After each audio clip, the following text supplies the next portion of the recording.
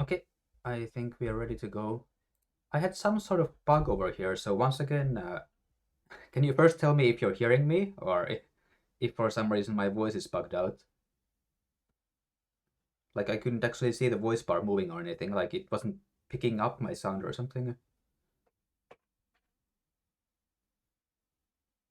Ah, okay, sounds fine, that's good. Okay, well then, hello everybody, and welcome to the part 2 of the Pincer lecture, which got totally out of hand last time. Like, I was expecting I would cover both the high approach and the low approach and all the pincer, all the main pincer variations with regard to both of them, but we could do a little bit less than half last time. So that's how there's a part 2 now. So last time we had the high approach and we were looking at some pincers there, and this time we will mainly focus on the low approach and pincers. But before that, as you could see, I put up a Tsumego for the waiting screen. Call it an elevator Tsumego or something. Uh, maybe some of you maybe had some time to read it. Did somebody figure out the solution? It's a little bit trickier than it looks like. There was some discussion there already in the chat. Oh, I think I forgot to. Oh, right. I need to link the chat here. Just a moment. So you can just write over there while I'm fixing the stream. Mm. Detach the chat window. Yeah, that's looking better. I just need to make the size right.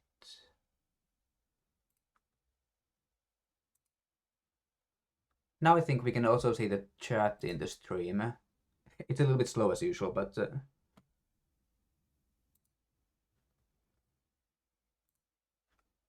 okay, so let's see what we have here. Siku is saying B1. Uh,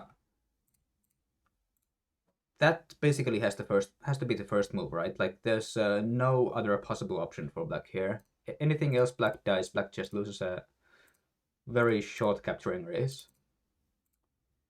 B1, E1, C1, A2 is probably A3 in Siku's line, and B4 is probably B5 in that case.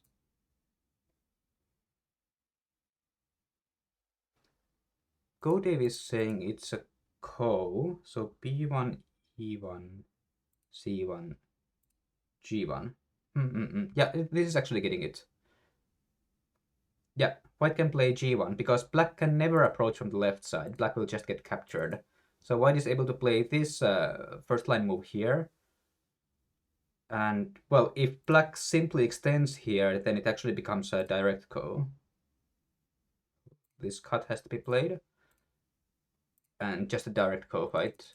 But most likely black's going to play the direct block here. Because while it leaves a weakness here, it's like black has almost unlimited ko threats, right? This and again. White nets. Now it's not even a direct ko over here. Like black can play once elsewhere and it's still a ko fight. So this cut is not something that white is really playing in this case, I think. White will connect here. And, well, black can take the ko once. White plays a ko threat, captures back. Then black plays the cut here. So that white cannot play a1. White has to play here. And this is the final shape of the ko. So basically black can play once elsewhere and white cannot do anything else but get rid of the b5 stone so he gets liberty. And then it's direct ko. So this is what we call a one move approach ko, I think. It's not exactly a two-step ko is a bit different. Two-step actually has these two stages that's going back and forth. Like a two-step ko looks more like this. You capture it and you have a second ko you're playing. But this is a approach ko, so it's one-sided. White has to play the extra move to make it into a normal ko. Black can play the normal ko all the while. Okay, so Go Dev was basically, yeah. Go Dev got it immediately. But for some reason, the classic Tsumego collections, as far as I have seen, they never show this E1 move. They just said, okay, white has to connect here, and so black cuts here, and white can just play here, and then black wins the capturing race. What's going on? It doesn't happen just in this problem. There's a second problem that's very similar to this one, and again, somehow they just missed this E1 move. Yeah. At least the Japanese version of the book I have right here. Let me see if I can quickly find the... Yeah, it's over here. I have proof.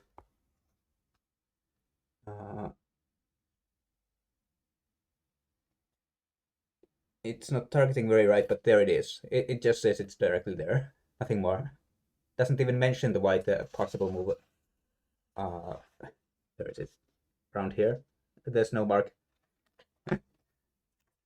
So, well, such things happen, of course. It's a 300-page book, and most likely it's ghost-written, so what can you do? It's also a little bit interesting that we can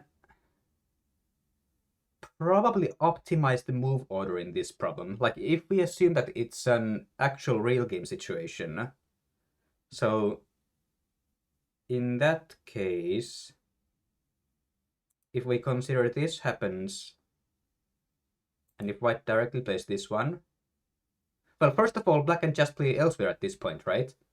Because white has no single move white can play to fix this fight in his favor, so black can just play elsewhere. If white ends up playing here, then it's a nice call for black already.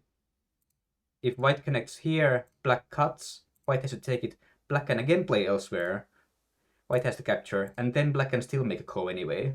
So in a real game setting, actually, black might just ignore the position after this point. But then we can make the question of, shouldn't white first play this A3 connection here? This threatens A1, so black has to give up one move. And then shouldn't white play here? And this is for the question. This is because, on the other hand, black could also throw in first. So this creates a possible call here that's bigger than the previous one. Like if white loses this one, actually the left side white group is also dying. If white captures, black then goes down, we then have this kind of shape. It actually makes a difference for the fight. Sorry. Well, if black plays elsewhere also, it makes a difference for the final result because I don't know, white has to play that one too. I'm missing the move order. Yeah, so this one, right? So eventually here, eventually here. So with this possible resulting shape over here, this white group isn't totally alive on the left side, right? It's one eye and a little bit more. Whereas it could also have been down here, cut. This one, right? Well, if black wants to prevent the go, it was this one, here, here, and here. So in this possible fight, let's say white ignores one co-threats and plays here. So even if white finally loses this co-fight, at least the group is totally alive on the left side. So there's this kind of a possible eye difference here, which actually makes it a valid question for black if he should first throw in here. It's offering a co-fight for white that's a direct fight, but it also risks more for white if white loses it. So that'll be a very difficult question in a real game, I think. Well, but just the one shape I was looking at. I've been doing an English translation of the Gokyo Shumyo problem collection recently. So it basically means that I need to read through all of these problems and I need to get to the correct solutions. And I also need to, I mean, I'm using a few Japanese copies of it as a reference, but I cannot just copy their answers because that would be plagiarism on the one hand, and on the other hand, they have actually wrong solutions from time to time. So I'm almost strictly adding my own solutions. Then I check if I got it right, comparing it to the possible Japanese collection. So yeah, as Godev said, it's kind of fun, but it's also, the typesetting is kind of time-taking. Not exactly a Joseki. It might come from one, actually, though. Well, maybe we'll figure out that some other time. Okay, but to the actual topic at hand. Last time we started with 4 Joseki, this time with Tsumego. I just thought it would be fun to have something in the waiting screen. Right, so last week we had this shape, right? And we had these possible pincers. I see some people who also participated last week. What do you remember from last week, actually? Can you give me a very short summary of, well, anything interesting you found in this Joseki, or if you think you will be playing these pincers, or any reasons why you wouldn't be playing these pincers, or what did you get from the lecture last week? I would be interested in hearing.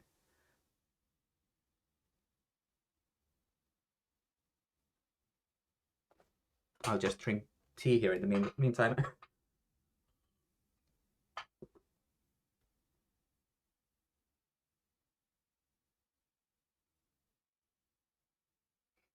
D is the pincer. A is also possible. A and D are the best ones, I think. All I remember is to never pincer this stone. A lot of ideas, forget already most. That's also fine for Joseki study, right?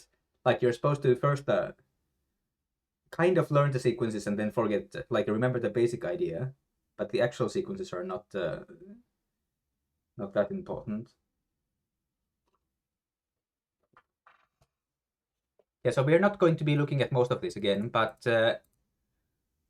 when I was mulling this over, preparing for today's lecture, I thought it kind of comes back to, I mean, this corner in general comes back to if black is able to get these two stones lined up here for corner territory, or if for some reason black doesn't do it, then white's going to get these two stones lined up here. So it's always this third line attachment and pullback, and somehow that's almost like the key consideration here. Like black wants to have that big, nice big corner, and if he doesn't, then white will do this immediately to prevent the corner.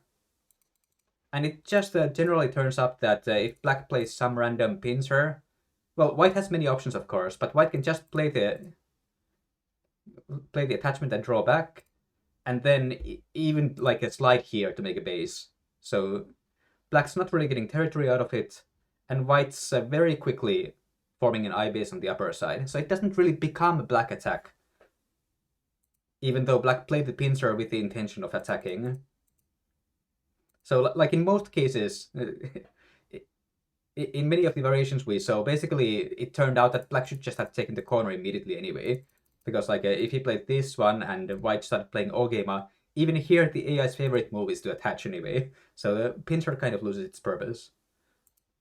It doesn't really become a strong attack most of the time. Of course it's not a big mistake or anything, but that was the problem with the high one. And basically just the A and D here are different, because they make it possible to respond to the attachment with this cut over here, right? So this can become something more like a fair result. Well, often in this case, for example, it depends on a possible ladder here, right? Like if black can connect here or not.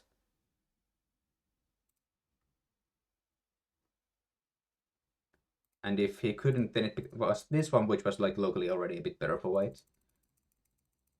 And with the further away one also, it was interesting. Even here, when white attaches, black can cut, Atari, and extend, and it became kind of a difficult mess, as we saw last week. If you're interested in these details, you should just view last week's lecture again. The cut confuses foxes so much. Yeah, this is still kind of a new one. Like, it's...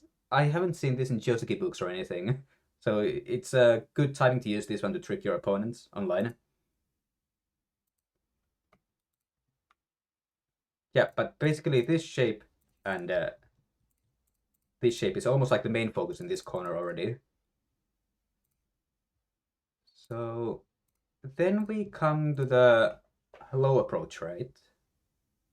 And again with the low approach now, traditionally black used to be playing this 3-space low pincer here. Like it was most often with a Keima enclosure here in the upper left corner. And now that we actually have some time, let's think about this again. What would you do here as white? Let's say you have just 2 Hoshi, for example. This could be a normal game.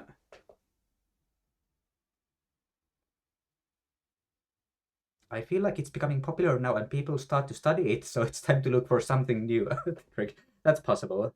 Hi, Oscar. Welcome in.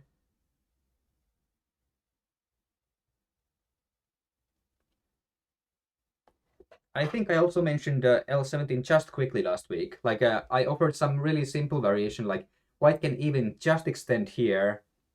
Let's say black came, white slide, and this was basically an okay result already.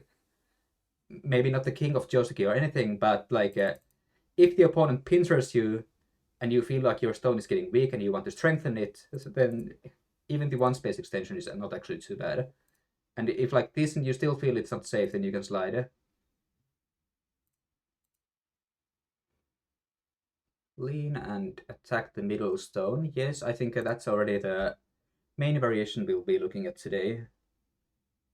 Anything else? I'm sorry, Go Dave, but we need to go there. Q15 is the move. This is the way.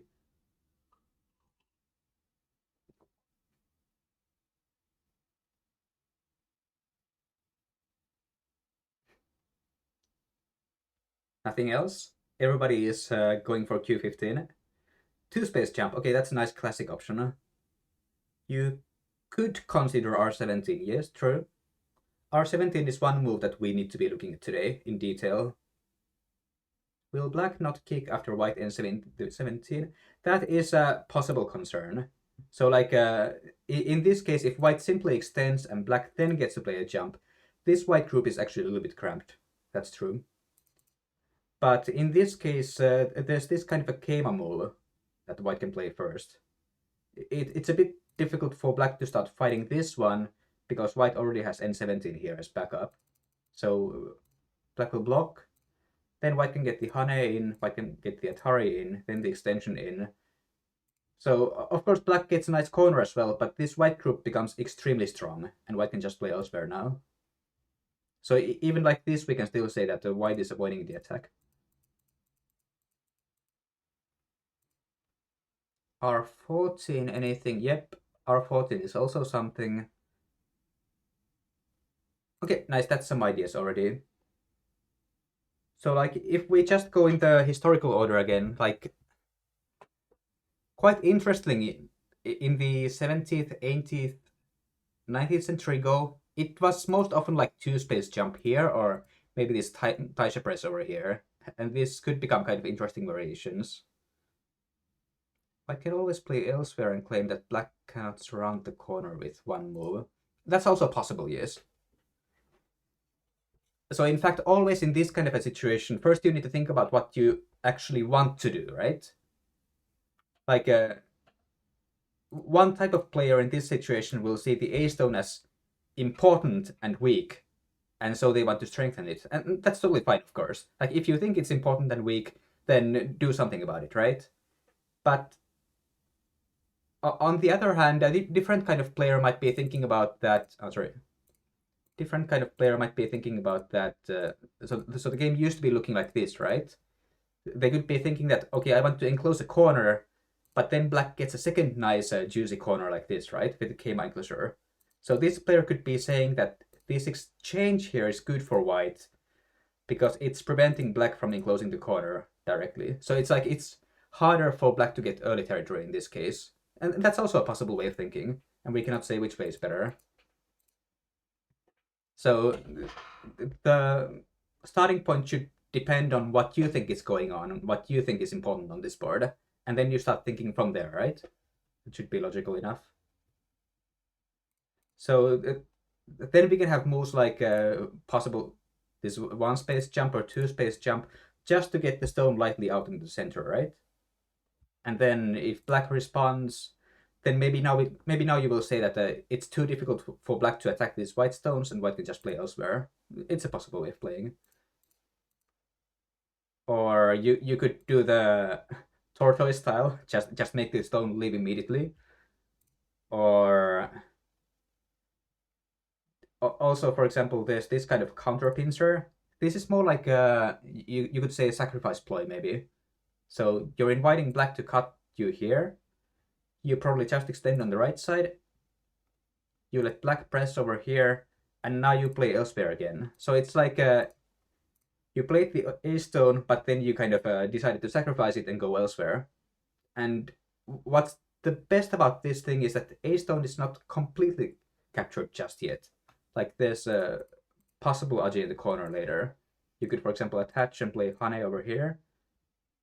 If black wants to capture, black has to do this kind of brutal way, I think. If you go out here, black still insists. You can probably get some extra liberties here. You can start cutting, and it might be black who is dying first. So probably black cannot insist. Then if you get this kind of a move here in center, threatening to go out like this, right? If you also get that one, then that's a quick life already. So for the time being, we are saying we are not interested in it, but there is a future aim in coming back to it later, right? And black might also want to prevent it and just capture the stone completely like this. That's also possible. This used to be quite popular still like 10 or even 5 years ago. But it seems like the AI doesn't really appreciate this way of playing. The AI thinks the right side is smaller than the upper right corner. So that's why this kind of fell out of fashion, we can say. But if you like it, you can totally play it. I think the loss is like 1 point at most, or something like that. So it's not really anything that should matter to human players, I think.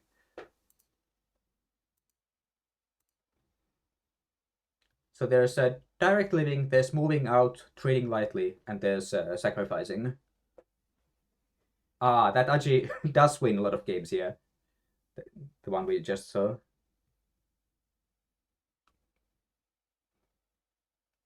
Yeah, so, and Gode hates it as black, yeah. So basically, for most of today's pincers, we need to be looking at the B press over here. But before that one, I want to also look at the C attachment, because that has been around for a long time. And it's a little bit less good than people used to be thinking. So let's see C first here. Like, this used to be a normal Joseki move. Even like 10 years ago, basically up until the AI. Black blue play Hane. So basically when white is attaching, white wants to get to the corner, right? White wants to get territory and ice in the corner. So anything like extending here is already yielding the corner to white. And this is making the pincer stone uninteresting. Like black still wants to keep pressure on these white stones. So we keep white away from the corner to reduce white's possible ice. And if we now want to see the actual feasible Joseki here, my main recommendation would be for white to just play a double Hane in the corner. This one black cannot just cut because white's going to get hold of the outside. Even if the ladder doesn't work for white, white can still like net like this and just get a nice outside shape anyway. So not really an option for black. Unless it's a very special situation, like lots of stones facing the corner. Like black would actually be aiming to kill this white group. Then it's possible, but that's like the only case. So in this case, black plays the other Atari, white connects, black connects, white links up, and the next basically depends on the game already. I think black can even just play elsewhere here. So white might push up, but then black will jump and still get a kind of nice group here. Or black might peep in some cases, I think. This might just try to be a forcing move here, and then maybe extend here on the right side. As far as I could see from researching this corner, this was basically one of the more reliable choices for white. But this is already costing like 1 or 2 points according to the AI. So we should probably say that you should play like this only when you need to settle quickly. Like you get the life in the corner, it's a little bit small, and you let black decide what black wants to do in this game. It's that kind of an investment. It's not a big one, but it loses a little bit of speed in the opening, we should say. That's the only problem here. And at around this point, somebody will be asking, But shouldn't white play this one? Does somebody like Q16? What's the problem with this move?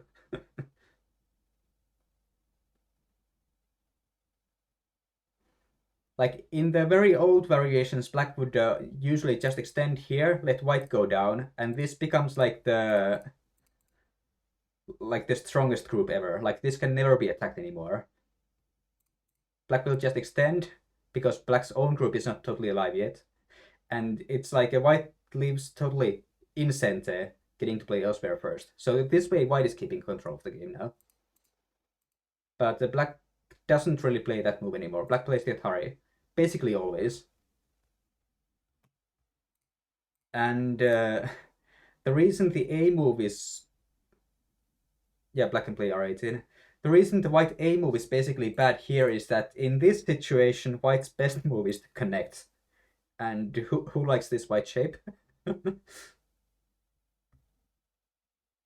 It's kind of interesting, but after we got superhuman AI, we start seeing this kind of early game triangle more and more often.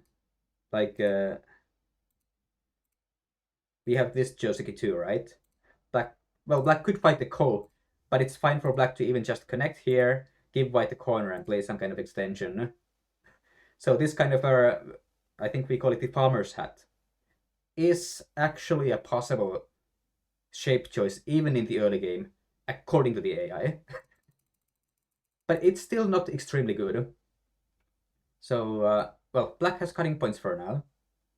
If black simply plays diagonal here, this is kind of nice for white, because in this case, black's corner will be small, white has forcing moves against it, and white is strong on the outside. But black will extend, of course. T for terrific shape. So in this case, white will now unleash the cut on the outside. And if we keep it simple, black will just take a Ponnuki. Like this, this. White plays in the corner, and black's group is basically strong enough that black can play elsewhere. And at first glance, this looks kind of nice for white, right? It actually looks like a big corner for white. And then you realize that later in the game, black's going to play S19. White at Harris, black connects. White needs to capture the stones. Black peeps here, and white's group is not actually alive, right?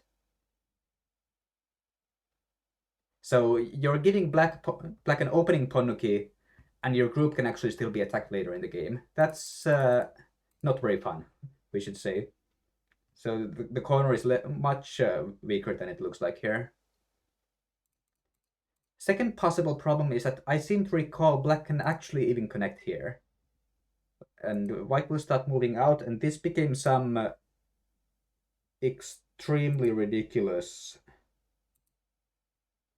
Like, I'm already forgetting how this went, but I think black was supposed to extend once more. White could capture now, but then black gets all the forcing moves on the outside. So white's going to play Hane here. Yeah, so this becomes like one of these things where black eventually sacrifices the corner, but first gets all the possible forcing moves on the outside. Maybe we can even Hane here, actually. Or first start pressuring white here on the upper side, and if white captures it, then black will just link up and get the forcing moves later. The nose Tetsuji was also a move, but I think it was with a closer pincer. Like, this was actually a very bad scenario for white, I think, if this were to happen. 1, 2, 3. So with this pincer, white first had to do something different, like go out from here, but it can still be covered. So, like, this is not even a main Joseki variation. Like, we need to spend a lot of time into researching just this one, and this complication is something that black gets to choose, not white, and even just the normal way is good enough for black. So it's like this way of playing as white is basically asking for blood from your nose. Instead of T15, S15. Does nose Tetsuji Like here.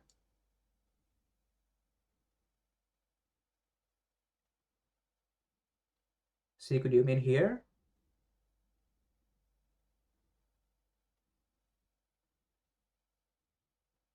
Instead of S15, but in this case, got it. But in this case, black will just take the stone, right? And white doesn't have a way to keep himself connected. Like whatever happens, white's going to be cut here. So that's not really a good option, I think. So in this case, white will be fighting from the second line, and that'll be something to behold, I'm sure.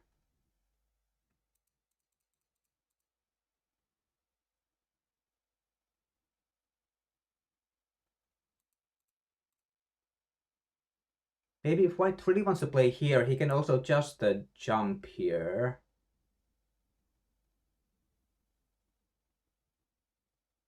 No, but this is going to be a mess anyway. Like black might even start fighting this way as well. So it's just difficult to recommend this shape.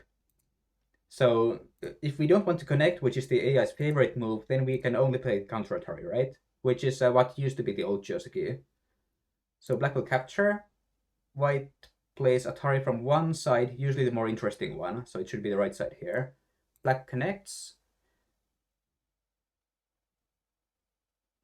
Have you discussed the crazy Joseki or white cuts? Yeah, we just went through it. And I basically say that even I cannot figure all of it out if it comes to fighting on the second line.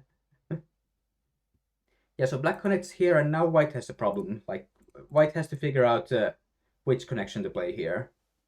And since white is presumably playing on the right side now, probably he wants to choose this one here. And black can think about playing Hane once, but technically black can just already play elsewhere. Like, black can even play a Pincer, because at any point, black can play either A or B, and the corner group is alive.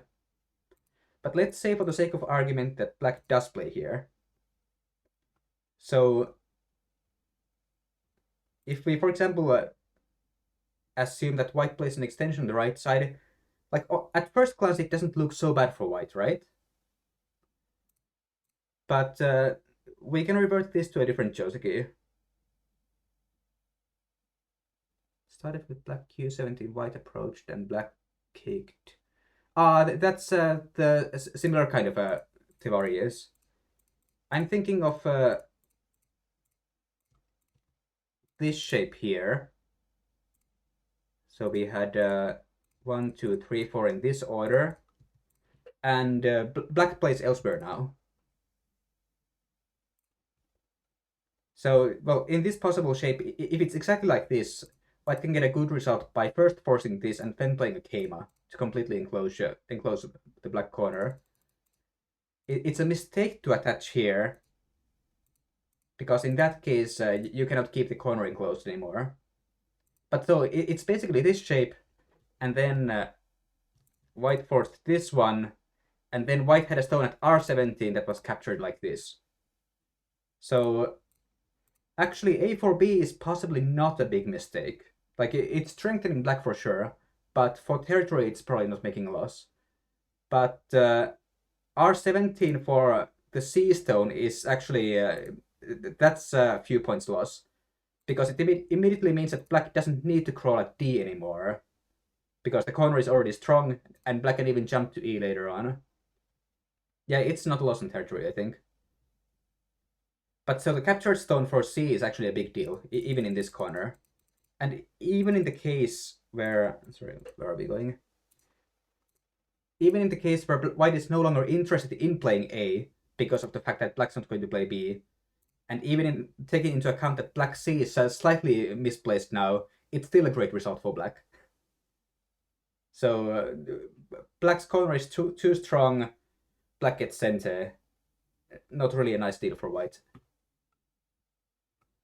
So this one just doesn't really happen anymore. And it doesn't really get better even if you try some other move like this one. Because again, black can just play elsewhere. Corner is already alive. Black can start looking for ladder breaker. Is it around here? Possibly. Well, white will need to fix it. Then black will leave. And this leaves the O17 move again. And if you try this one, then black will just be playing the peeps immediately. And so much for your strong group on the outside, so to say. It's actually coming under attack this way. So it's just difficult to get good shape for it. At least without not paying too many points in the corner.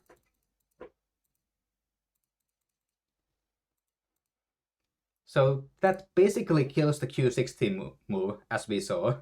And then we have a S18, or possibly R18, which is usually going to be the same thing anyway. Similar kind of thing. But it's better for white to start with S18, so we can force this exchange for black, which is a small loss for black because of the liberty. So obviously, instead you connect at Q17, cut S16, and crawl like a beginner on the second line. Yep, that's the one we briefly saw and which I cannot recommend to anybody. Yeah, so R17 is for quick living in the corner, we should say. Otherwise, it'll be trouble. Any questions so far? Because now we are going to go into the B press, which is going to be like the rest of this lecture, I think, for all the possible pincers.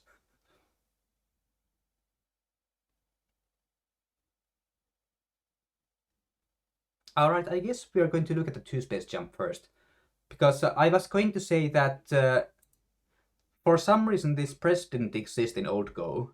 Like, you almost don't see it at all in the 17th, 18th, 19th century pro games. Which seems to be because people thought that black's going to cut immediately, and that the fight is, I guess, going to be good for black, in their opinion. Seems to be. Like, in the old games, the variation would be white extends, black extends, white slides in the corner. Sriracha or Tabasco? Recently Sriracha, I guess. Tabasco is good too, so. But yeah, Sriracha for me right now. Refuse is cooking, I guess. Of course. Is this going to be a cooking lecture from this point on? Yeah, so white plays a slide here to get some ice in the corner. Usually black's also going to slide here. Like, black can think about attaching directly, but this could be problematic if white like bumps and peeps and starts going for some kind of a very quick fight. Like, possibly immediately this is going to lose because of the tombstone Tesuji here. But if white prepares a little bit more for this one, black's going to have to ignore at some point to live with his corner group, and then white's going to be having fun on the outside. Okay, the chat is getting lively. Okay, so black first wants to get a little bit out. White usually tries to keep black in. Then we play the corner attachment. And white cannot really fight back because of this attachment here, and white's just all over cut apart, right? So white will draw back.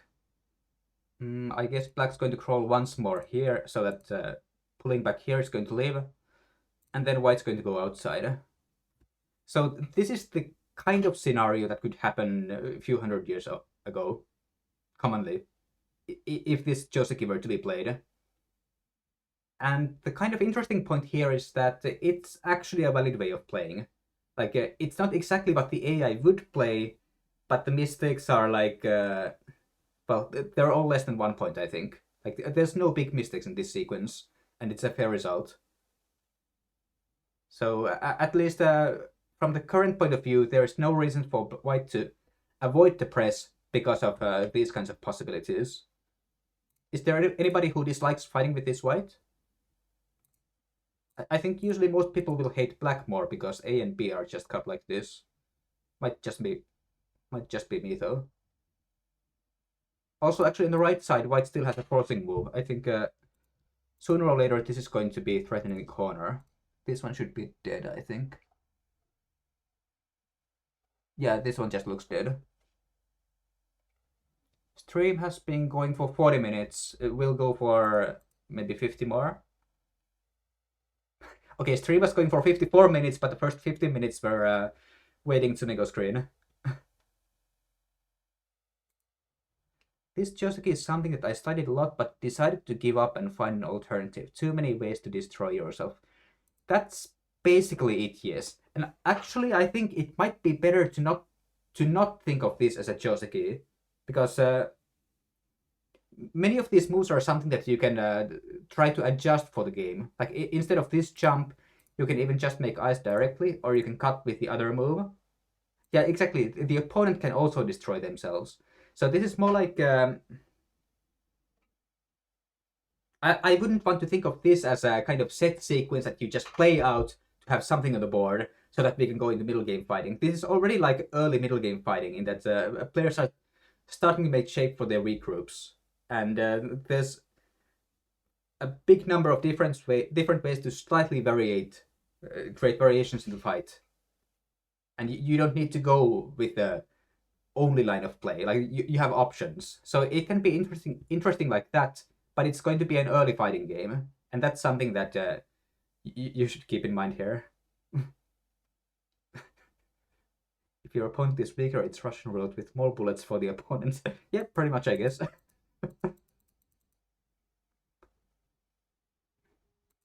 But right, so we should actually think of this sequence we just saw here as a possible option for white. Like, it's going to be a dynamic fighting game, but if you like it, that's a totally valid option.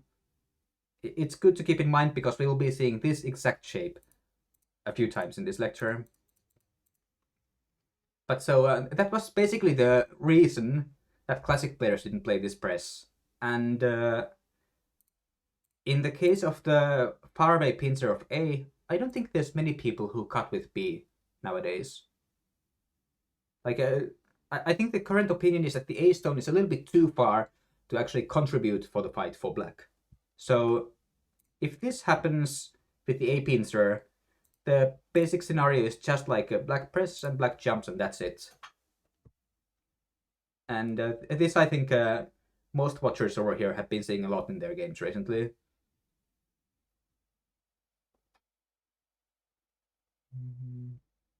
I think the black cut is much more challenging when the black stone is at R16. That's probably L16 in that case. Japanese mistake? So a high stone in that case, right? Or maybe M16? Ah, but we will be seeing those painters as well in a moment. But let's first look at this R13 situation here. Ah, yeah, okay, M16. Yeah, so here black has just jumped at R13. What would you do here as white now?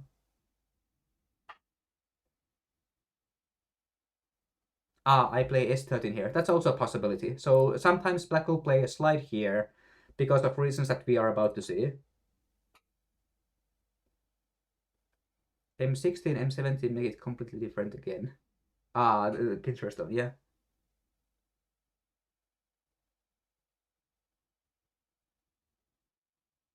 Classic players play Hoshi bump instead of Cayman. That one kind of existed, yeah, like this bump here, but we don't really see this anymore. Black's just going to take the corner and have a fun time out of it. Ah, okay, here we have golden group. Yep. White can just Tenuki. This white group is already difficult to attack, so it is easy for white to just ignore it, play elsewhere. And like the strongest attack that black can get going is Pincer around here. Because anything else black does, white can always, if he needs to, white can just play this one space extension, and this group is totally unkillable immediately. So for black to even dream of attacking, black will have to play another one space move. Then white can, then white can push, maybe push again. Okay, the group is out in the center. We can just ignore it again. So it's very quick for it to get outside or to get ice on the upper side in this case. Yeah, so basically ignoring that you are pincered.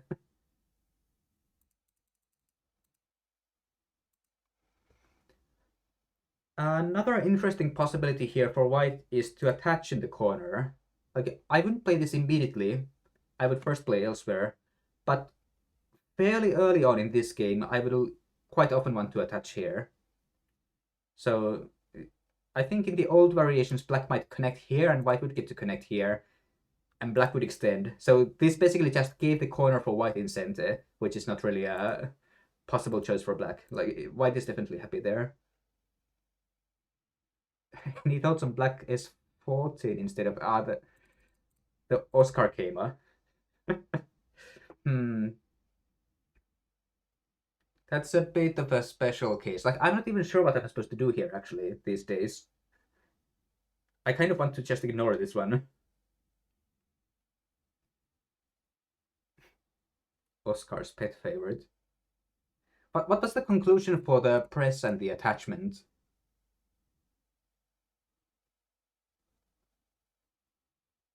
Probably like black going out all the way and starting cutting, and then we actually say that black is good here. Yeah, probably that's black good. Which is why more often we see some weird moves like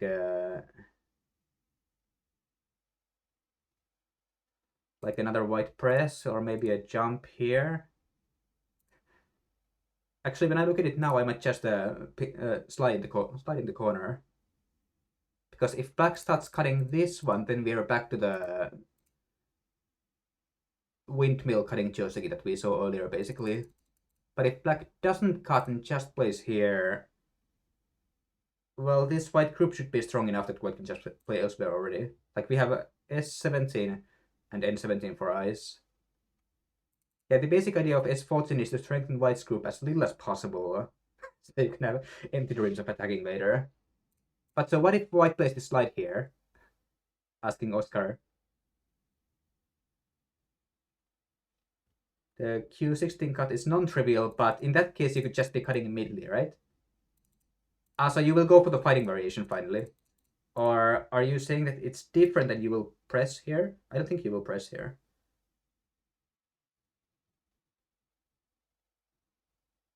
I think in this case you will extend, right?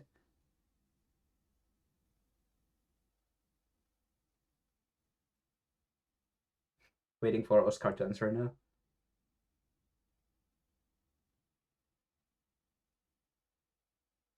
Oscar is probably thinking.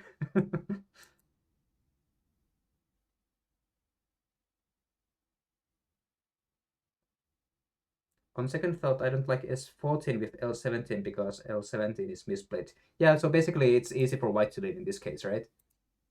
Yeah, so you should have the pincer stone at least a little bit closer. So we will be seeing S14 a little bit later in that case. Yeah. So this one, I was just trying to sell the idea of this corner attachment. So connecting here was not good because the corner is just big for white. So black's going to be going through and cutting here. And I seem to remember at this timing white should be pushing. If white doesn't and just plays here first, the idea is to create a liberty problem for the black group. But at this timing, black will go back to connect, then get the Atari, then get the peep. And this white group is a little bit worse than before because it's technically not alive later when black plays S16. There can technically be an attack against it. So at this timing, white will push. If black tries to keep a connection, then white plays the honey. So this time, if black somehow, for example, fixes his cutting points like this, then at least the black group is also getting weaker like this with regard to eyes on the right side. Black will most likely cut here. Now it might be possible for white to just go outside. And if black takes one stone, then squeeze. This is of course terrible for black. So black will have to connect here. White can take the corner. Black can pull out. And this could be some kind of fight in the center, which might make sense for white in some cases. But I usually prefer to just cut here instead. Black connects, white takes ladder. And, well, of course, this ladder has to be working for white. But that's usually the case in this kind of a game. Because L17 usually implies that the upper left corner is also black's. So this ladder should be working for white. Just make sure that you check it out. So here black still has a severe move with P15. So activating the ladder cut here. Pull out before P15 cut. Ah, so like this and then you cut. Well, I'm going to take the deal in that case. Yeah, at least in this case, the white still has Agi around here. So the tortoise sacrifice is going to be costly in this case. But yeah, usually black simply cuts here. So if it's just one stone, this might be fightable. Like in this case, the cost on the right side is not quite that big, we could say. But white plays an Atari first, then black goes out, white captures, black captures, white nets, black goes through, white plays the forcing moves, sequence done. So black keeps the corner and gets some territory, but white's group is also totally alive with Sente, so white can just start pincering or whatever.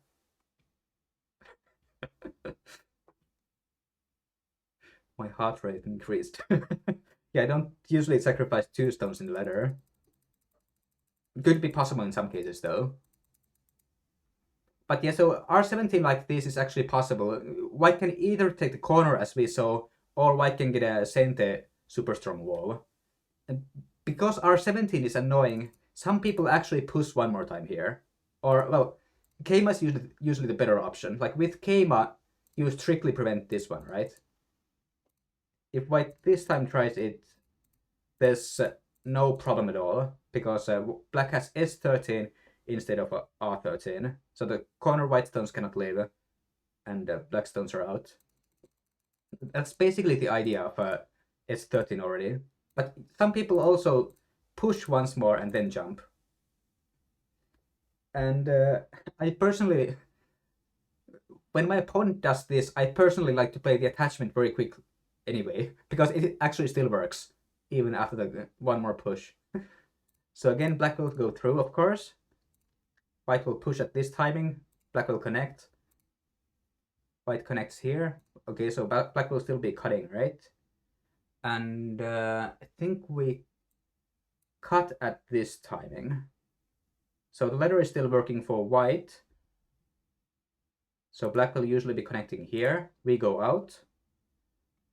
Technically, black can take this one stone here, but then we go for the corner variation, and this black became a little bit slower still than before. So at least if this happens, white is already kind of happy with the outcome. So black supposedly going here to capture this stone. Then we get the slide, the squeeze, like this. And white has this nasty Keima move here. So just in the corner, black's not doing too well. Like this is going to be... Is this just directly captured, actually? Is this directly captured? Can somebody tell me? Well, even in the worst case, white will just capture and it should be some kind of code, which is like a dream come true for white anyway. White even takes first. Can you insert Q12R11 exchange before this? I don't think you can, because then the ladder disappears, right? Like in that case, black will always start playing from this side.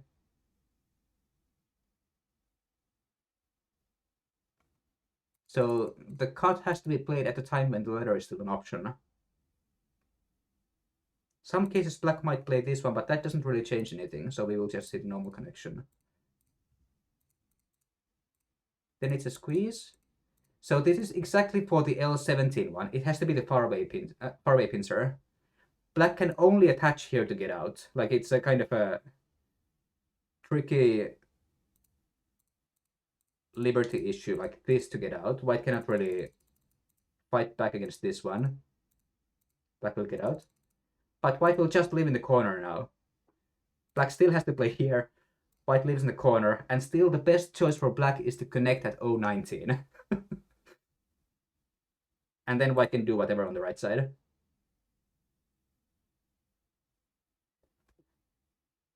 And now the fascinating thing here is that the AI, for some reason, slightly prefers black here.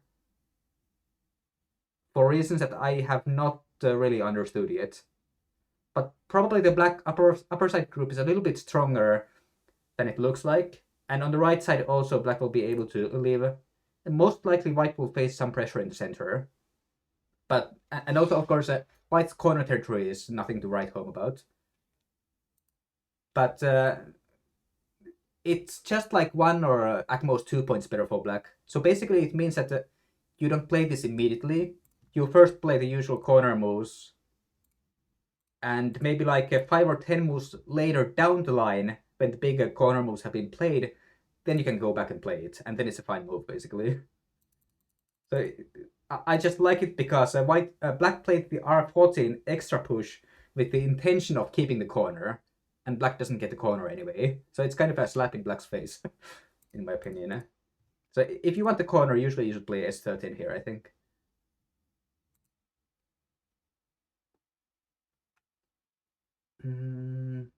Okay, so the loose pincer is actually here, and time is running a bit more quickly than I expected, so we need to go forward with the other ones. The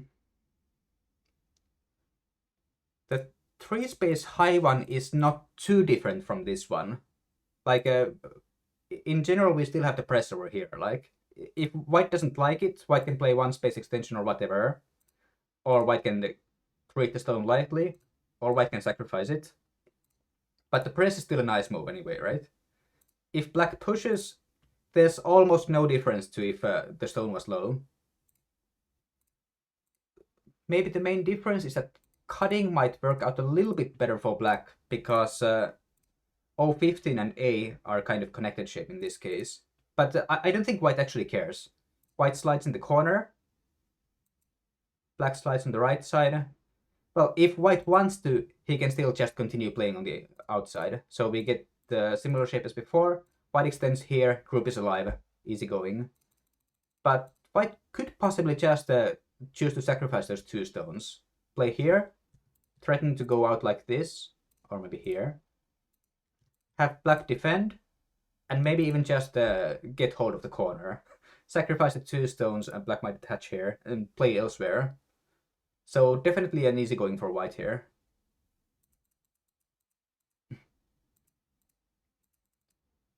So unless somebody has some questions for Q15, or some variation here, I think we can just go forward.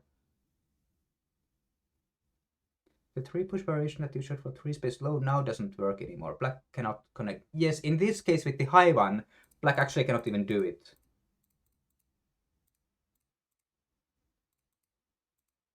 Cut at this time and go out. So black would basically need to just take the 1 stone. But even then it's bad for him because he cannot pull the stone out. So like most of these aims are just disappearing for black. Try to keep to it, and it's still this one. Like if you just simply play Hane, black probably has this attachment here, which seems to get out painfully.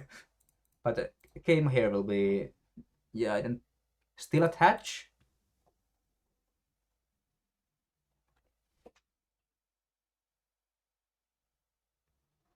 Hane.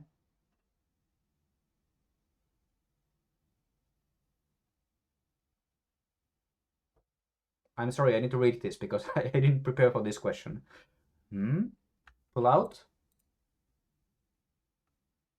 Go down. Hane.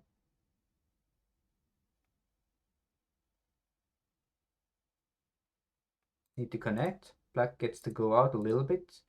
I think this didn't work.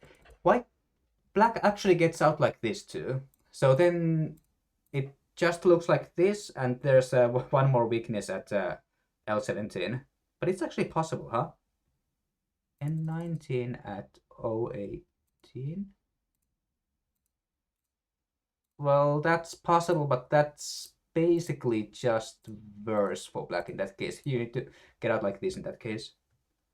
N19 is a bit better here. You don't want the stone at O18 in this shape. It's helping white. Oh,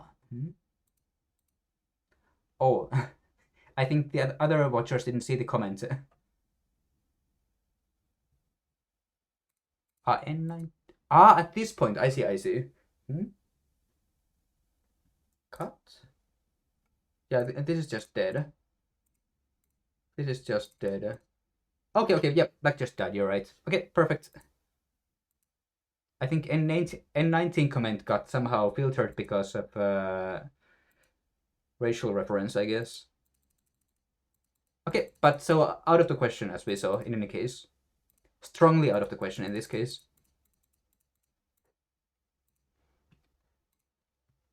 Then I guess we should see the... Don't do this at home, kids. The tight pincers, because those will be simpler. So tight one, the point about R17 still stands. You still don't want to do this. Here we have the jump, which is the classic liner, right? So black will play Keima to get a nicer position on the right side, and white would play the press over here. So this is kind of similar to the star point. One space, black jumps, white jumps. This shoulder hit Joseki. Extremely similar. So even to keep it simple, black can just start living on the upper side immediately. Done like this. If black wants to get a little bit extra, black might try shoulder attaching here. Diagonal attaching here first. So if white goes down, then black can do this turn, jump, and white probably plays this way in this case to fix his shape. Because there's still a cutting point to 016, right? And black probably also needs like a Q18 in this, Q12 in this case. But white can also just like, I saw that the AI actually likes to just play a Hane here once and then play elsewhere. Because it's not still very easy for black to do anything about this white shape. I guess in this case it might become some kind of fight where black starts pushing and cutting like this. Which white might also be able to fight quite strongly, actually. This will actually need some reading. But like, white seems like he wants to go down here. And if, for example, black tries this one, maybe white plays Atari at this point, then moves out. There's a ladder to consider. Black has liberty issues. Looks a bit troublesome for black all around. Like, he might need to connect here, and that's going to be a terrible result already. That's right. White can just get a nice life on the upper side. And white got to play elsewhere as well. Or if white likes, he can just, of course, just block here to make a quick living group. That should be fine as well. But yeah, this one also we don't really see anymore, because everybody is playing the press all the time, right? In this case, again, black can still crawl here on the third line, and black can still jump, and white can also still play elsewhere, or if he wants to, he can also start pincering and like counter-attacking black. But this is not so much different from, for example, the 3-space pincer. Came as the default option nowadays, yeah, pretty much. But usually when black plays the close one, black's going to push through and cut immediately, because this way the N17 stone is actually participating here in the fighting. So white will play Atari and hanging connection here. And I think the fashionable move these days is to play diagonal here for some reason. Then white plays a Keima, gets a position on the upper side. The most boring of all pincer cuts. This can get interesting, actually. This can get interesting. And also, I'm saying that Q13 is fashionable, but I think you can just capture directly, or you can play Keima, or you can even play a net. Like, these are basically all valid options. Depends on what you have on the right side and what you want to do on the right side, pretty much. Like, the annoying thing with a Q13 could be that if white gets some stone around R10, then S15 is going to be a little bit painful. You need to capture the one stone, and white probably gets to connect in the second line. So some moves on the right side actually threaten a follow-up there. Yeah, black can continue on top, and that's arguably more interesting. M16 Hane. So, well, sometimes white might cut, but that's going to get severely forced like this. I think white has to push out here as well before going back to live on the upper side. Well, could be possible.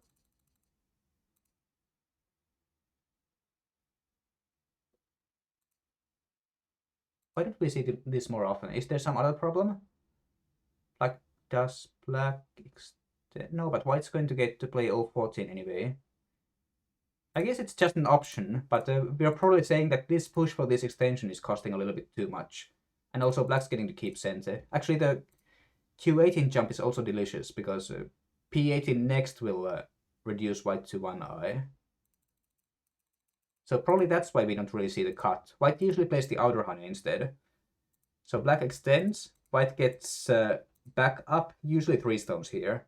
Fourth one might not be center anymore. And then white starts trouble on the right side. Going to be a Tesuji fest. So the classic move here used to be S15.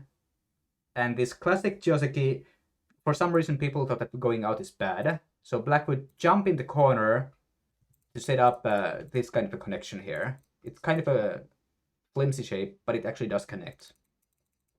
So black would jump down. White would connect. Black would then go for the connection here. I guess white would also play this immediately, then push out once, so not get it hurried. Black extends out. White gets these forcing moves here.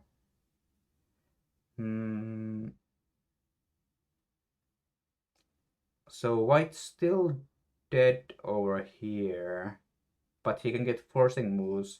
What is the correct order here? I think the attachment is the right move here.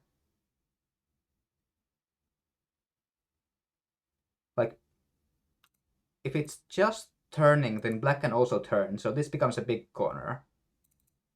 So white plays here, and if black tries this one, white's going to play S18, and black's going to lose this local capturing race, I think. Yeah, black's losing capturing race here, as we can clearly see. So black plays S8, S19 to block white's access from the corner. So at least black got to play S18 here. Then white pushes once more. Like in some amateur variations of this one, white could directly extend, but then the black turn here is actually a bit painful. Like white loses a lot of his eye shape. So white should push once more, then play the 2 space, black turns, and white jumps. And then it's some kind of a center fighting afterwards. This used to be a... Like, I remember playing this one all the time, like 10 or 15 years ago. But nowadays, well, it's still possible for both players, we could say, but it's simpler for black to just go out here. Tari push through, and now at this point there are some variations. Like, to keep it simple, you might think of just like pushing once more and maybe playing a Keima. But if we want to precise, I seem to remember that we need to peep at this timing. So the idea is that if we don't play the peep immediately and just play like this and play the Keima, then later when we try to get the peep, white doesn't simply connect, because this way black is actually running out. White plays this kind of an attachment. So black can at most cut and get out here, but the main white stones are going to be connected, and the left side is going to be more like a fair fight. So the timing to play it is right now. So if white's still trying to resist like this, now I think black's just going to push once here, just to get a little bit stronger on the right side, make white extend, and then start the fight immediately, I seem to recall. Or maybe even black might push once more like this and then start it, so that even the white turn will not be center. And so white will just connect. And black will play Keima directly, I think. Like, there was also a question that if we push... pushing once is fine, actually. Push once and Keima is okay, because this way still we can get the stones out. If you push twice, it starts to be different, because then when you try to draw them out, white will just net them on the large scale. I think this is just going to be captured. But yeah, so there's a bit of a tricky question here. If you want to get maximum result as black, you're supposed to be playing this peep. But it can get kind of tricky if white starts fighting back immediately. Actually, white cannot fight back. Sorry, black can just play here, right? And like this, and black can directly start moving out. But maybe this is still too early because white's also going to honey and like the corner could also get in trouble. Yeah, this is probably not good for white. Sorry, not good for black, probably. Also, there could be a ladder in this case, right? But if white connects, black cannot just capture these stones here. It's going to be this kind of ending variation. Okay, maybe let's not fight like this.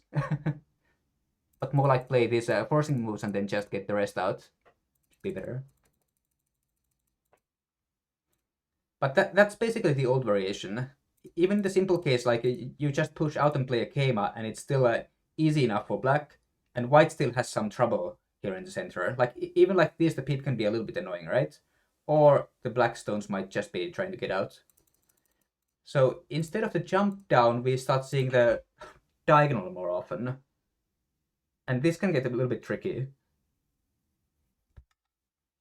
So if black thinks of just attaching here,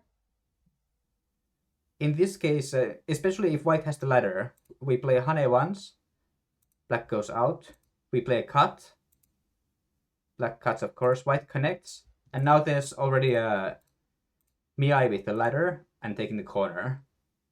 So this black is toast. Even if we didn't have the ladder, white could just set it up by playing this one first. So black probably needs to go down.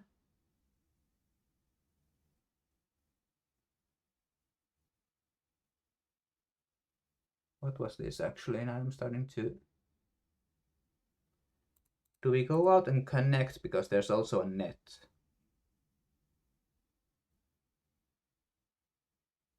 So black is forced to play on this one. And then it's going to be the usual white crawls who knows how many times until he comes back to kill the corner. Maybe even at this point already. Yeah, this kind of a thing. So the black corner is too busy for black to start fighting like this.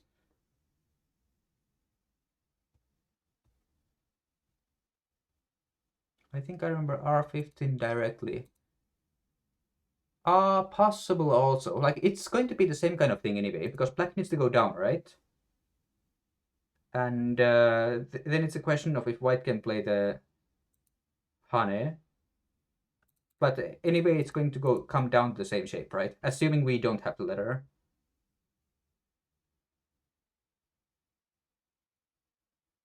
And playing on this side is impossible because then white is just going to net black and this is game over very early on. So probably it's the same shape, but it's just a different order of moves. So black cannot go that far. Black has to keep a distance. White pushes, black jumps, white slides, and then finally, basically black has to go back to live in the corner. So probably still a jump here. White might intercept, then like diagonal around here. Probably white goes out. This is a forcing move, like a black setting this one up, but white can just block it in center. This kind of a result. And I think there's still Aji in the corner, so eventually black has to go back there as well. Maybe peep first and defend like this, and white might also prevent the connection like this. This kind of a result. I think there's still trouble in the corner actually, so black might need a defense. And this kind of fighting Joseki variation finally. Maybe this white is a little bit better, but black's also going to be playing Atari, so maybe not actually.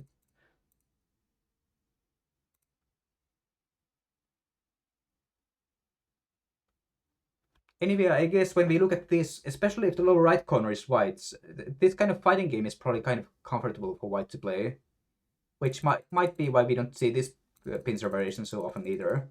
Like, at least for black to play this one, black has to have some Black has to be ready to play this fight out, when it could be easier just to take hold of the right side. Let white get his share and then just start doing something else. 15 minutes left, and we still have the main variations to look at. How does it take so long?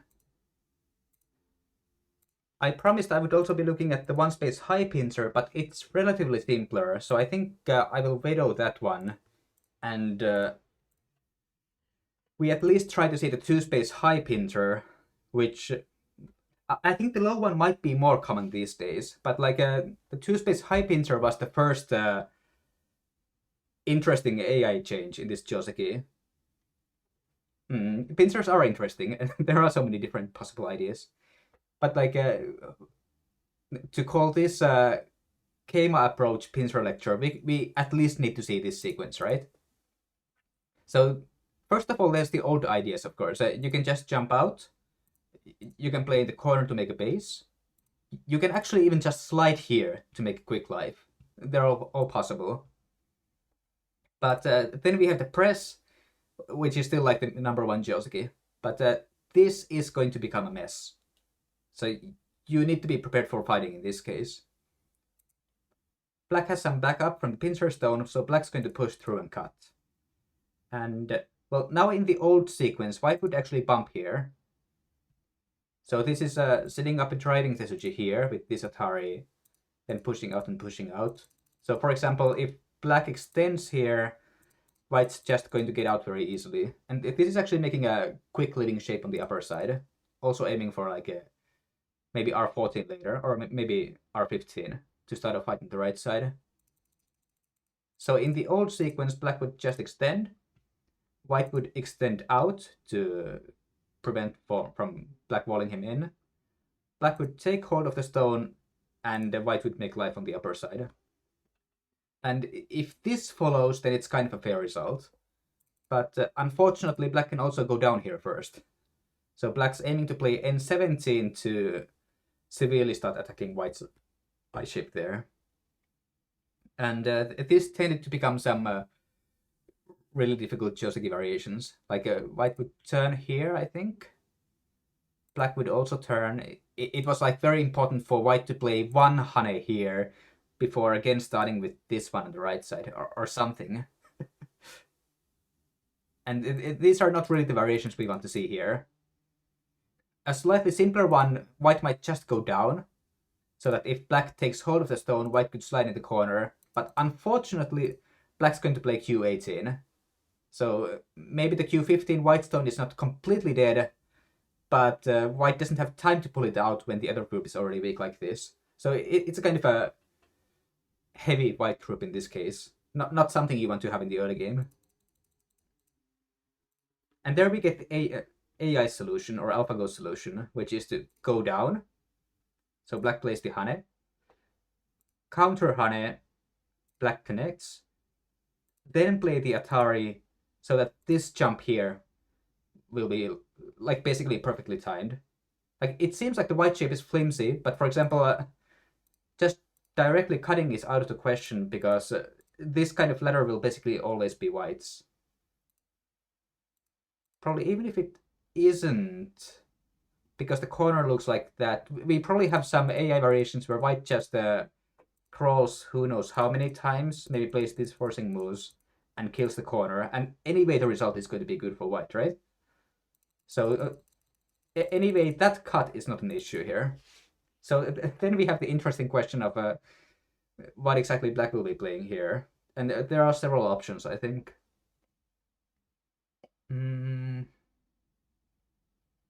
What's the main one nowadays? Like, do they play the N14 covering move, or do they play Q17? I also don't know what's going on in Fox these days. So many options.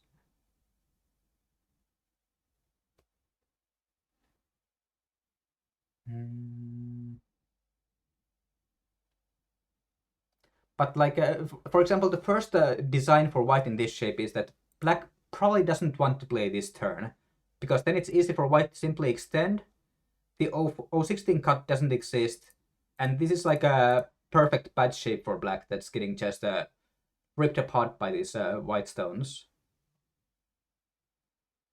And the corner black is also in trouble. So like if black goes back to play in the corner, maybe white plays a defense around here. R11 is a nice shape to prevent all the problems around Q14 and R14.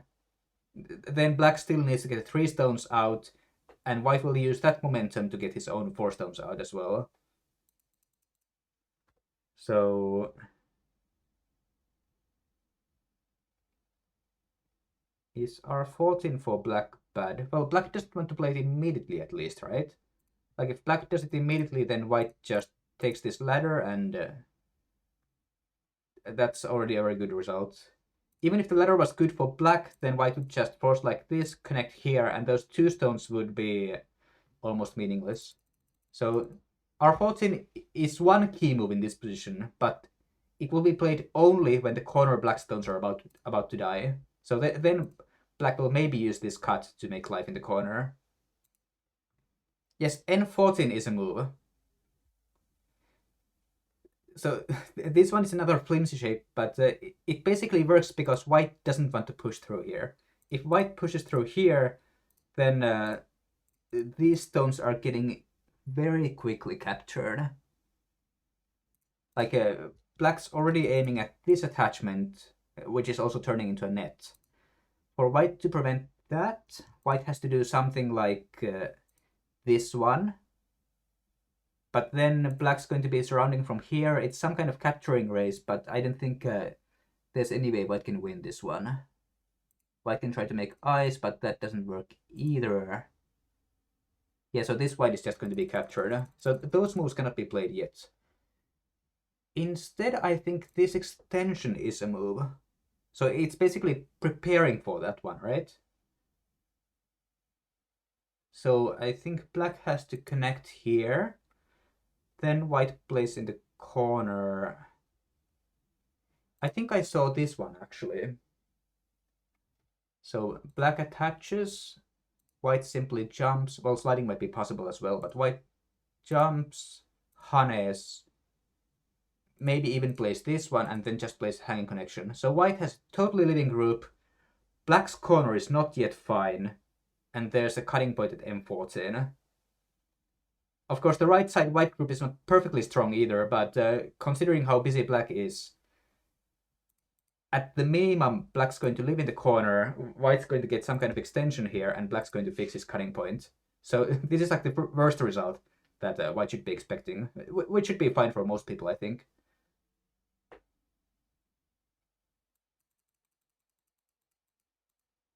I would N13 probably instead of O14. N13? N13 is probably not right. Well, black might have some options here, but basically it should come down to connecting here, I think. Ah, N15. That might be possible, but that means this shape is going to transform into something like this later on then. So the cutting point still exists. Maybe white uses this slide to get out, and black cannot even block it out this time. So there's no very perfect shape anyway. Like most likely this is the best option black has here.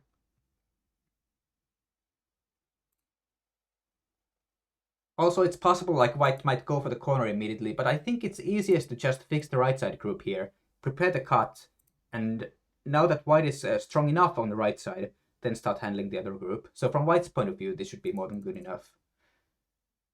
Let's see. Pushing is one option, I think. I've seen pushing and pushing again, but what is it usually after this one? Like black's going to try to swallow the white stones whole. No, but that doesn't really work, does it? Because like this, the corner is always in trouble.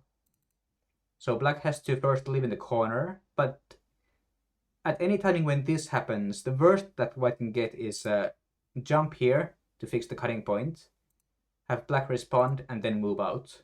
And it should be impossible for black to cover this white group.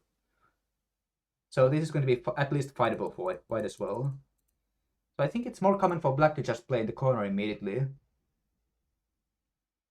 When should white play q18 when r18? That's also a good question. So like in this one, this one, this one, I don't think it's wrong here to play r18 either. This one. But like it seems like the consideration here is that if white now pulls back, then black might actually start aiming at some kind of a capturing race here. Like, let me try to imagine. Black goes for the key point. Black has an obvious shape weakness here, but if white tries using it...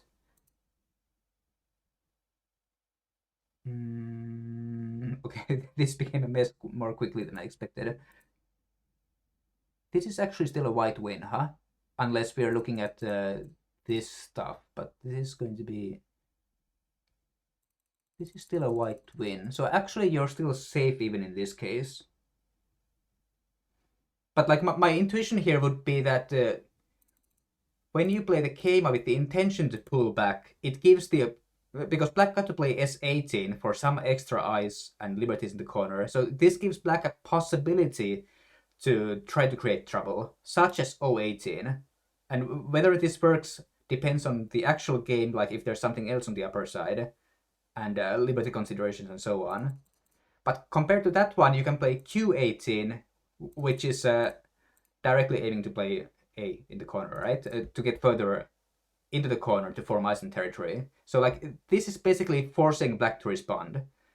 Black can respond with R18, which might give a slightly bigger corner, but white is also now more quick. Like white doesn't need to save the A stone anymore. It's already connected out, so white is free to choose whatever else he wants to do on the upper side. So it's a thick move that doesn't too much invest in white's future choices. Solid shape in that case. But yeah, let's see. So if black might jump or black might push down. I think these are almost equal. Like even if black pushes, usually white's going down will be sente, because jumping into the corner means that black is not alive locally. And if black jumps down, then still white can push down here. Attachment is still... Yeah, well, technically black is not alive even here. Like, this might turn out into black clamping and white taking a stone and both players living. But technically white can play a Hane here, and then it becomes a co-shape in the corner. So in many cases, white's just going to block here, and black's going to connect, and that's it. And now we're talking about the upper side.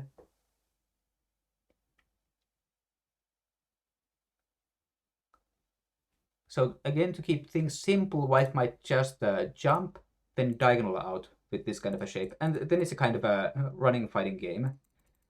But I think there's isn't there a more interesting move with the white attachment here?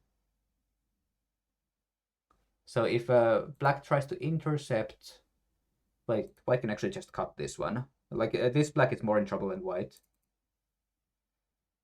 If black blocks from the other side, it's a carpenter square, but it's with S15, so that will never die.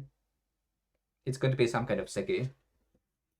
Even in the worst case, I think it actually lives with territory because there's the R14. I've played this in my training games, and usually here when black plays Hane, I will actually cut. Because this still isn't very clean for black. Like, trying to fight here directly... Well, if for example this happened, I might actually think about sacrificing those 3 stones. So I might net here, let black capture it. Wait a second, I don't need to sacrifice them, do I? Yeah, so before anything like that happens, black already needs to play these pushes. Okay. Then we come to the cut. So basically, if black has had to invest these into his capture, then I say that he can have it. I'll just take a Ponuki on the upper side. Because they're still forcing moves like A, B, maybe C. The turn at A might also be nice. In some cases, white might even be connecting at B. So even though white got captured, This way white is already playing on both sides, which should be more than good enough for him.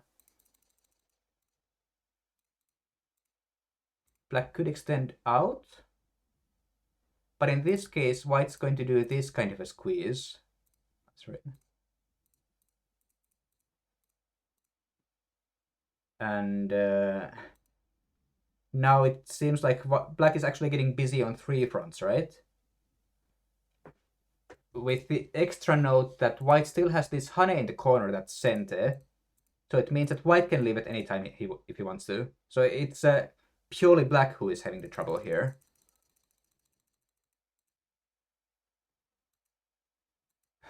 If a Tudor opponent manages to die with the L+2 group, I'm confident they could also die with this. True. But for now, there's nothing much to do in the corner. Usually you just leave Q19 for a I-forming move.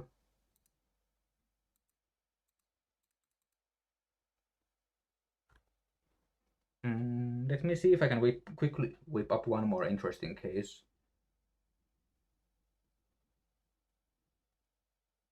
It could be kind of bad style, but like one more interesting consideration in this shape is that, well, let's say black plays the bad turn, which I cannot really recommend here. Let's say black plays... let's just sacrifice it. Okay, don't play like this at home, right? But let's say it's possible for black to make some kind of payment like this, and then to try to unleash this R13 attachment, which is one key shape consideration here in this shape. So it's saying that if, for example, white connects here, black might pull out, and these white stones might just get captured very quickly. Or if white connects, black's going to play honey, white's going to go out. Well, black might even just connect, so it could become a heavy white group like this. Okay, later Swerfus. And if like this, then the cutting stones are getting captured. So this is one of black's main aims in this shape, we should say. Black can attach here, and if white has to invest these cutting stones, then it's possible that white's going to get in bad shape, and the following fight might be bad for him. But the thing is that usually white's not forced to do this, because also as we saw here, if black has to make forcing exchanges like A, B, C, D, E, F, so white's already having a nice shape on the upper side, then white should be ready to give black a little bit something as well. So like we can actually play honey here. We can give black the cutting stones and just form some kind of a shape on the right side. Like if you look at it like this, then black just has a strong corner group that gets actually not so much territory. White's playing on both sides. White should have nothing to complain about here, right? So I think in general this Joseki is scary for many players because it seems to have so many different moving parts. But that's actually one of the best points about this for white, because white doesn't actually need to hold to every single stone he has here. You just need to make sure what kind of a result it is that you want to have. Like usually in this case, white's going to have some kind of a group on the right side, and white should be able to also leave on the upper side. And as long as you keep that idea in mind, then about the small details you can think about a little bit further, like adjust it to the game at hand. There's also cases like, I seem to remember that this cut is also a move, for example. And if we keep our options open, probably it's not too bad even just to sacrifice them directly, because you're at least able to get hold of the A-stone like this. So actually I might need to eat my words. Is this actually pretty good for black in this case? This could actually be the kind of scenario that white's getting in trouble. Actually, black already captured those 2 stones, so black could just be pincering, huh? Okay, so I need to show the actual refutation, which is to Atari from this side and then net. This usually becomes a fun shape for white. So black can create a cutting point here, capture, white squeezes, connects. corner is still an issue for black. So most likely black has to jump down here. And now white can just connect on the outside, and this is actually a fair result. So there's also this set of results where white can just net from the outside, get a nice shape on the right side, sacrifice the other stones, and then go on with his life, basically. And the reason why this is so fun for white is that, at least in this case, the nose Tesuji is going to be kind of nice later. Black with a double bomber, yeah. That's like a huge bomber, actually, when you look at it. Or a butterfly. But yeah, so if white gets to attach here and play some kind of hane, black quickly finds that he can really fight back, right? So most likely, actually, black still needs one more move, which is like a jump or possibly diagonal. Maybe jump is fine in this case. But even jump means that white has some forcing moves around here, which they can use to still live on the upper side. So it's a kind of big black territory, but black had to play one more stone to get it. And white also has a nice shape on the right side. So probably if you factor in a white move at around Q7, which is basically turning the right side also into white territory. Oh, it's a spider, I see. Yeah, but if you factor in the white Tenuki, then I think we're looking at a fair result for both players. And of course, there are games where you consider the press, but then you see that black's going to be fighting like this, right? You can see it coming. And in some cases, for example, the previous scenario where you sacrifice these two stones is not an option. Like, let's say the game might look like this, with this already on the board, so that white cannot have anything on the right side. So in that case, if you cannot consider sacrificing, then maybe at this point you will just choose for something else. Like in that, most likely the press variation is still okay and you could fight it. But if you think that for you handling it could be an issue, then you can just choose a different Joseki. You can ignore completely. You can play in a different part of the board. You can even just slide. You can make the jump and play elsewhere, treat it lightly. You can maybe also use this one. Well, I guess I still would like this one. You can just leave it directly in the corner, maybe. Or the old, I didn't show this one yet, actually. The old diagonal also, which can be a peaceful Joseki like this. So, finally, I had prepared so many more variations and we were already way out of time. But I don't think there's going to be a part 3 anytime soon. So, I guess for now, in this context we've been looking at right now here, I guess we just need to try to keep in mind that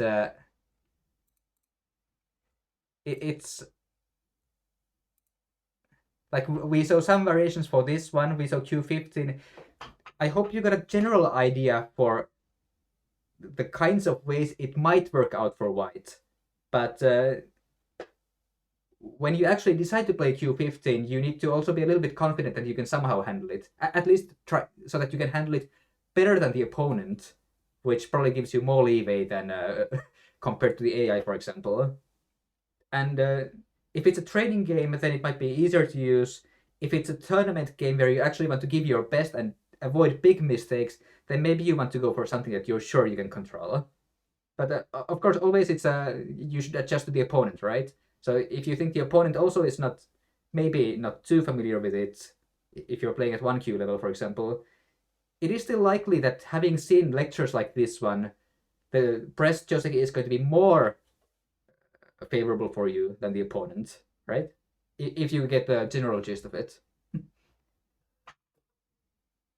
And for the remaining variations, I guess maybe in 1 month or so, I might do a third Joseki lecture, which covers them, and maybe some other newer Joseki as well.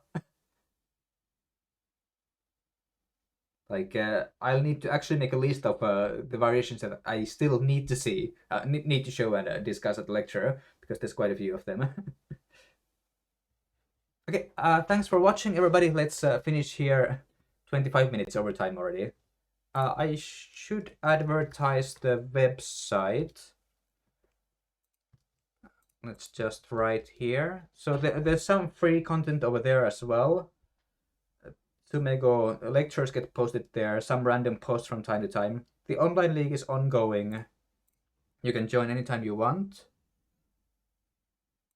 League standings are over here. You can see what level of participants we have right now. And next lecture is going to be in 1 week. It's going to be a review lecture next time. So Jeff is going to be handling it, possibly with Mikko, I don't know yet. And he's going to be reviewing NGD games live. Everybody can watch it. And also, I think in 20 minutes, the Paris Open is going to be starting. So there might actually be streams on the EGF channel, or at least on KGS, most likely. They should be relaying some games. So if you want to do some more Go today, you can also, you should check it out, I think. Is there something we can raid, actually? I never raided before. How many pots are there in the 3 for Pincer Joseki lecture series? Seems like at least one more. And seeing how it's going, probably still one more. Pot 4 sometime. Yeah, so Jeff is actually going to be playing at Paris Open. That's going to be fun. 2 people are streaming Go to raid. Is there anybody I know?